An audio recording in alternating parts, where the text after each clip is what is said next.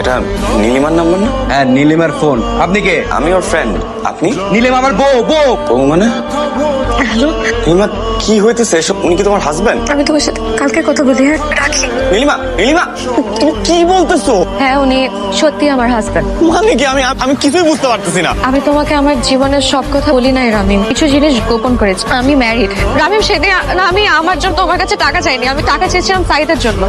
ও নেশার টাকার জন্য আমাকে অনেক প্রেশার দিচ্ছিল। কি করব কিছু ভাবতে না পেরে তোমার কাছে টাকা চেয়েছি। আমি এক্সট্রিমলি সরি। তুমি ওনাকে ডিভোর্স দিচ্ছ না কেন? আমি চাইলেই ওকে ডিভোর্স দিতে পারবো না। ওর কাছে আমার কিছু ইন্টিমেট ছবি আর ভিডিও আছে। আমি যখনই বলি যে আমি ওকে ডিভোর্স দিব, ও আমাকে ছেড়ে দেয় যে ছবিগুলো ভাইরাল করে দিতে।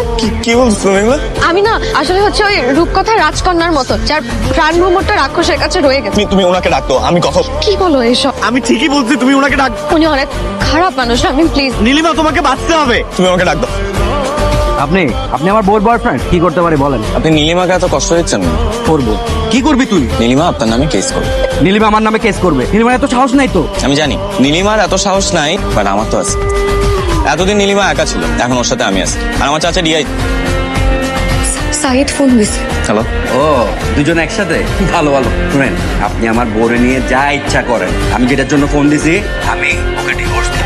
আমার কাছে ভিডিও ছবি যা আছে সব কিছু দিয়ে দিব। তার বিনিময়ে আমাকে 20 লাখ টাকা দিতে হবে। আর কিছু? আর কিচ্ছু লাগবে না, পুরো 20 লাখ। সাইন করেন। আমার ছবি আর ভিডিওগুলো কই? তারা এই ছোট ট্যাপটা কই? ট্যাপটা কই? ছোট ট্যাব আমি তো ট্যাব দিয়ে দিছি না। ছোট ট্যাপটা কই? ওটার মধ্যে আমার ভিডিও আর ছবি আছে।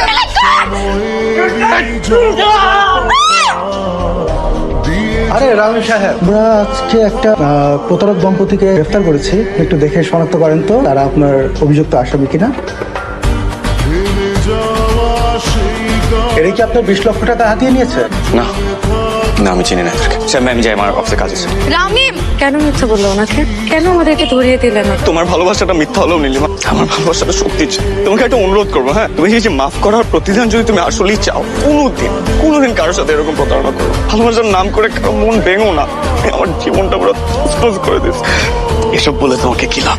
প্রেম একবারই আসছিল জীবন, হয়তো আর কোনোদিন আসবে না। তোমাকে একটা সত্যি কথা বলবা, আমার নামটা কি আসলে?